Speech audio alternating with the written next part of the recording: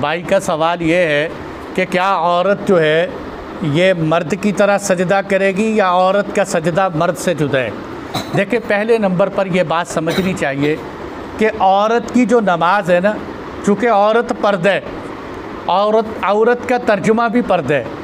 औरत चूँकि इसको नमाज का कहा जाता है कि ये ऐसी नमाज पढ़े जिसमें ज़्यादा से ज़्यादा पर्दा हो।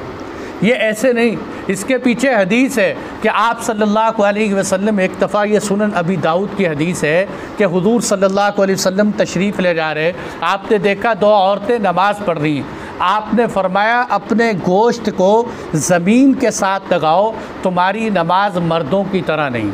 हज़रत अली रज़ी अल्लाह तआला अन्हु फरमाते हैं कि औरत जब नमाज़ पढ़े तो सजदा करते हुए अपने जिस्म को ज़मीन के साथ चिपकाए। और यही हज़रत इब्न अब्बास रज़ी अल्लाह अन्हुमा फरमाते हैं कि औरत नमाज़ पढ़ते हुए कम अज़ कम जो है जितना हो सके सिमट कर नमाज़ पढ़े।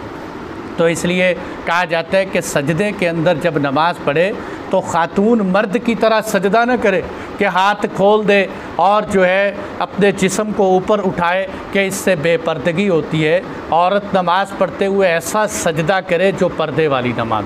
वो जो हदीस में आता है, लोग दलील में पेश करते हैं कि आप सल्लल्लाहु अलैहि वसल्लम ने फरमाया कि तुम ऐसे सजदा न करो जैसे कुत्ता बैठते है, कुत्ते की तरह जो है तुम सजदा ना करो, कुत्ते की हैयत ना बनाओ बैठने की। वो हुक्म मर्दों के साथ ख़ास कि मर्द इस तरह नमाज़ पढ़े कि जो है अपनी कलाइयाँ ज़मीन पर लगा दें या अपनी रानों के साथ लगा दें। औरतों के लिए यह हुक्म नहीं। और भाई किसी का